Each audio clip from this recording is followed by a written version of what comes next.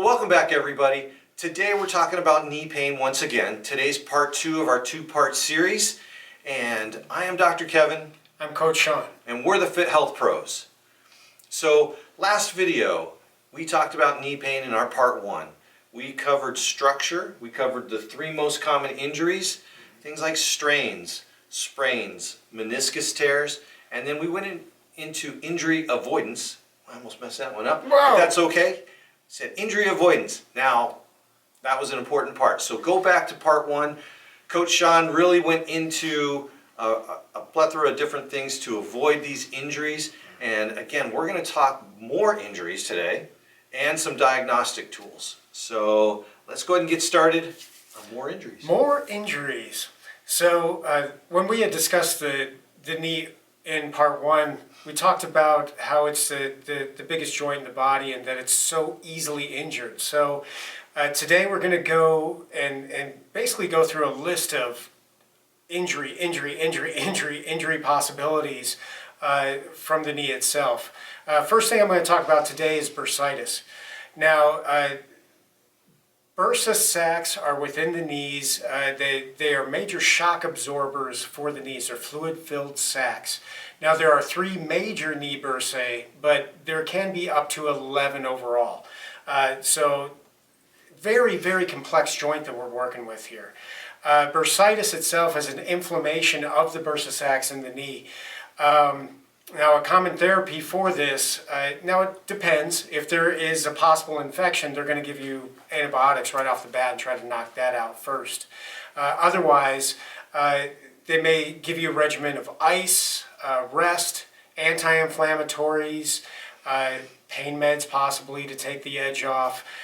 If it does become chronic over time, that's where they may go into cortisone shots or some kind of a steroid shot to take that inflammation down, which in turn can take that pain down quite a bit. The next injury I want to talk about are dislocations. Now, this is a very severe injury. It's rare, but it can happen with high impact or large force upon the knee, a shearing force or just a compound force going into that knee. That can happen in sports. It can happen motor vehicle accidents, that kind of a high impact force. Oftentimes when this happens, it can include damage to the blood vessels and or the nerves within the knee complex there. So you may have to get emergency surgery if this happens. Again, it's very rare, but it's very traumatic. And for to save the knee, to save the overall integrity of the knee over time, got to go and get that fixed immediately. Very dangerous. Absolutely. So here's some other ones. Fractures, another one that is not as common, kind of like the dislocation, but can be, really serious long term. So you want to make sure that these are getting taken care of and try to avoid these things. Some of the dislocations and the fractures, because they're such serious traumas, they don't happen in the normal way, like we talked about in the part 1 series. Yeah, my mom actually had a fracture. It's to the patella bone itself of the knee. My brother came up when I was living in Idaho, and he was getting ready to leave, getting ready to drive back to Kentucky. So my mom was getting a pillow for his back, was putting a pillowcase on, tripped over the case, and knee went straight into the concrete on the sidewalk. She kind of shook it off, limped it off a little bit, gave him the pillow, he was off. She went back into the house, nausea, and directly down to the ground, had to call an ambulance. Don't even realize it's just a freak injury oftentimes where there is a fracture to that patella. Right. And that's going to happen right on top of the tibia. And it can also be common in osteoporosis. So, and you don't have to be in the elderly population for that to happen. Because osteoporosis can happen, to younger folks as well. Mm-hmm. That's why it's good to get that blood work done, have that osteoporosis check done regularly. Kind of like that hip injury where you hear about people, they fell and then they injured their hip or their knee, Sometimes it's the other way, meaning the osteoporosis weakened it so much that It was easy to fracture. yeah, someone takes a step, it breaks at the tibia, and then they go down, and that causes the fall. So keep that in mind, whether it's hip or knee, look at that osteoporosis issue. Other things like overuse injuries, that continual pounding, twisting, and impact over time. We talked about it in part one. Yep. Sometimes people will get overzealous, or they'll kind of recruit back to those exercises, the high intensity training, maybe basketball on the concrete over and over again. And as you get older, That used to be so fun. yes, I could play for hours. yeah, I go out and shoot around with my kid, yeah, and my knees are aching for the rest of the day or night. yeah. So I mean, you have to be cognizant of what your body's abilities are. You may feel great, but these ligaments, these tendons, the issues within the knee joint itself, it is the major joint that takes so much pressure with weight bearing. Every step you take. Every single step. So look at that continuing pounding, that twisting, that impact over time. Make sure that you're aware of where you're at in how strong those joints are. There's something that's called patellofemoral pain syndrome, also known as runner's knee, and that can be caused by improper mechanics, even the running schedule. So if you've, I still don't really understand runners, but God bless you. They say that runners are a different breed. Yeah, they get pretty intense, especially the marathon runners I've trained over the years. Yeah. There's a certain type of personality where they can relieve stress through the miles that they put in. Yeah. But if you're a runner, be aware. If you're a new runner, be aware that you have to pace yourself, that you have to know your body's limitations. And actually listen to your body. You know, I tell a lot of weekend warriors this story of, well, how intense can we go? Well, it depends on how much money you're making at your sport. So if you make millions of dollars doing that sport, Push it. then you can push it. But if you're 40 and you like to run, but your main job is standing somewhere, be aware that that could, take your livelihood away just by running 5 days a week versus 3 days a week. Not telling you to run less per se, just be aware that the run schedule is important. The other thing that can cause some injuries within overuse is there are some congenital possibilities. So know your history as well. So we talked again, part one. Man, part one was important. Yeah. When you do, Watch part one too. When you're seeing your primary care provider and you're talking about those things, and nowadays you really need to schedule a separate appointment for the knee, because you're just not going to have enough time in your regular physical to get into that. But if you know that your mom or your brother or somebody within the family has had knee problems, that genetic disposition can really affect you and your choices of what you're going to do. Oh, yeah. So there's a lot of, you may find that you have to get off the treadmill and do elliptical. Yeah. Something that's Rowing machines. Yeah, and something different that is less pounding on the knee joints themselves. Right. You can still be active. You can still, do those things, but you may just want to, if you want to have longevity, and I guess I'll talk about that now too, Sure. is the population that we see that has had knee surgeries. They report to me that it's the hardest surgery to recover from. Oh yeah. Because you're going right back on that knee joint, right back standing, and You got to reteach yourself or be taught how to walk right. again, how to run again. A hip joint seems that's pretty traumatic surgery. I'm sure it is, but once it's secure and it's in that socket, it's pretty stable. Yeah. A shoulder, very complex. We talk about shoulders in our shoulder series, but people seem to recover from shoulder surgery. They may have a little less range of motion, but it doesn't affect them as much, again, as the knee, because of the major geez, just the importance of the knee and Pounds per square inch. right, That and what every it does. step. And you have to put in just as much as the surgeon put in. It's not More just so. about getting the surgery and having your PT tell you, hey, I'm gonna make sure that your tissues are warmed up and then you're good to go. It's a lengthy process. And I've had a couple of patients that have had multiple knee surgeries. I won't get into the gory details, but of course, if it is a knee replacement, there's a bone that has to be cut with an appliance, and if that splits, it has to be done again. Right. And guess what? Start that rehab again. And so if you're not in shape and if you're not ready for it, it can be devastating to the rest of your life. Now I'm talking about people that are in their late 60s and late 70s that usually fall into this, but man, That's heavy talk duty. about a change in life. So that's a heavy duty, situation there. The last one in some of the more injuries is what's called Osgood-Schlatter's disease. And that's something that we see in kids that are kind of going through that growth spurt time. So preteens, teens, if you have a kid in that, you know what I mean, they're kind of complaining about achy bones and things like that. So here's the thing to be aware of is if the joints are achy and it kind of comes in waves, that's probably their normal growth spurt, right? Yeah.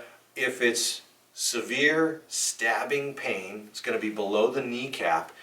It's going to produce redness, swelling, heat. It's more intense and it's constant. Definitely get them checked out for Osgood-Schlatter. So, get in and do that.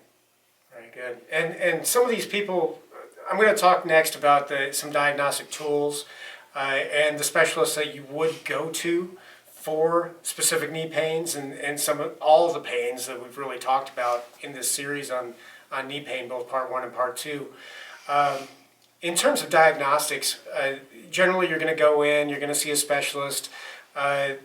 You'll have an initial physical exam to test for structural integrity. You're going to give an oral history of the hows, the whys, the whens. What did you do that you think possibly could have caused this pain? Is it over time? Is it a shearing force? Was it sports or accident or fall related? And the specialist is going to probe with deeper questions based upon that. The physical exam for structural integrity is going to be a little bit more tactile. It's going to be a kind of a pull and a tug, testing for side to side integrity, front to back integrity. Again, we're looking into ACL, MCL, PCL, LCL, all of the major ligaments within the knee complex, and where is it hurting? Is there a little bit too much give when there's a pull or a tug? If the specialist has more questions, say there's a possible fracture, they'll send you for x-rays. If there is a little bit too much pull or, side to side laxity going on within those ligaments, they'll send you for an MRI. Now these are layered images to check for tears in ligaments and or cartilage. So there could be a meniscus tear going on as well, and they have some questions about that. Oftentimes with an MRI, they'll wait till that swelling goes down, so they won't send you to one right away, but they might send you to one a week after, so that they can read the image better. That swelling that happens directly after an injury can oftentimes muddy the waters a little bit on an MRI.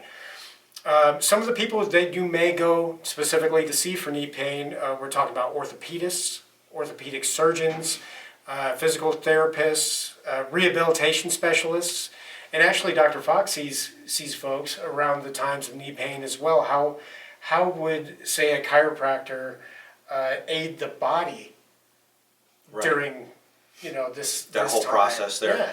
So if they're a patient that's already there, they're going to kind of fill me in, and we're going to know about that history, and they may have an injury from sports or whatever.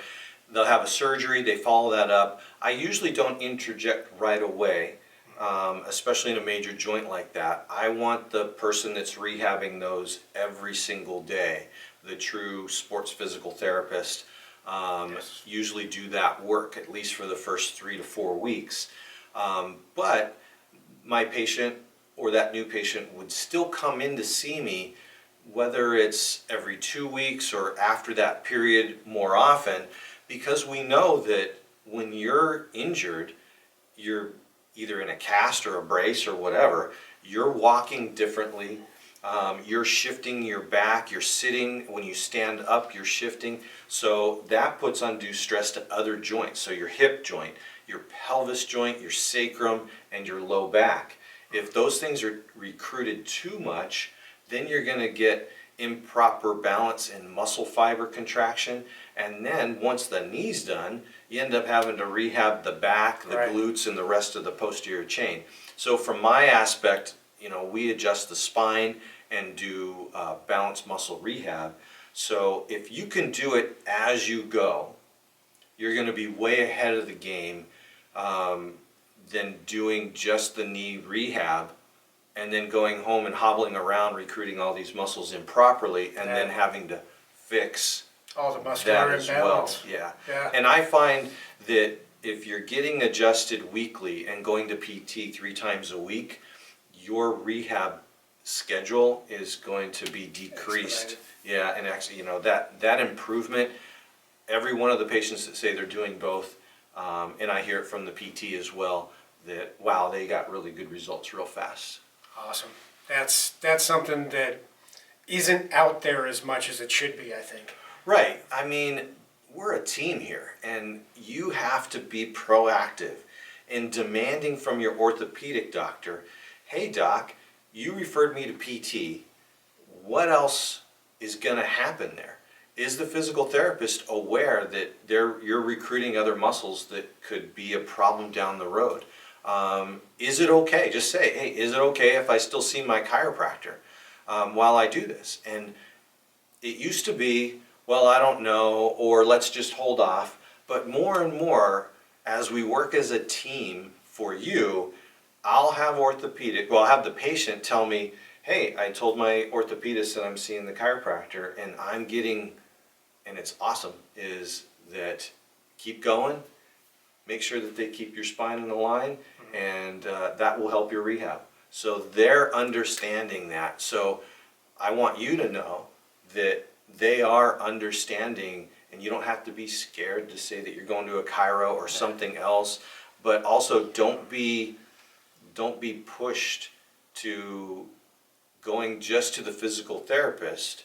Now you can choose to do that and see how it goes, but you're going to the PT, and if it's just not getting better, or now after that knee surgery my shoulder hurts or my hip hurts, don't be scared to reach out to a chiropractor. Talk to your friends and your family, and if you have a personal trainer that you worked out with previous to the injury, keep them in the loop as well, right? They know your body pretty well. I mean, I'm sure, Coach. If you're seeing a trainer multiple times a week, that trainer over time knows your body just about as well as anybody.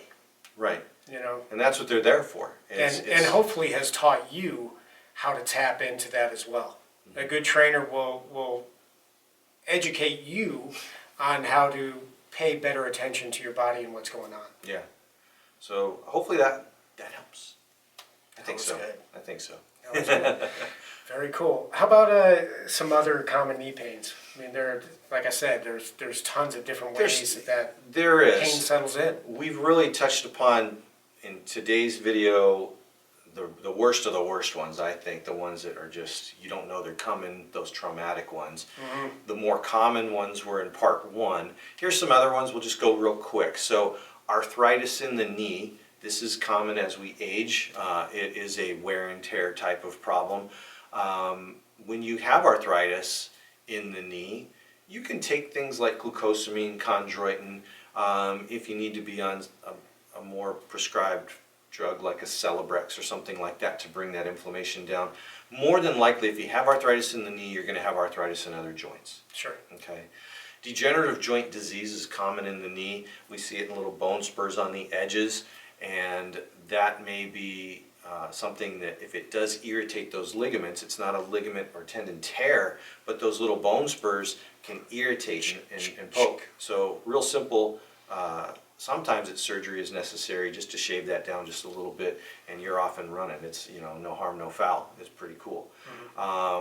Degenerative joint disease is also known as osteoarthritis, so keep that in mind.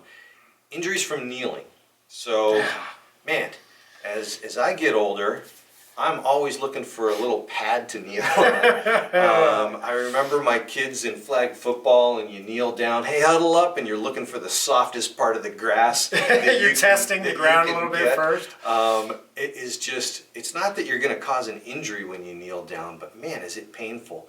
But if you do that too long, and some people, they just don't have that flexibility, so they're stretching that anterior cruciate ligament and maybe shifting their weight, and weight has a lot to do with that. Once you're kneeling, you got to get up too. Yeah. So straight up. Man, just know that if you have been feeling some knee pain to start with, don't go kneeling down on it, and don't go popping up real quick.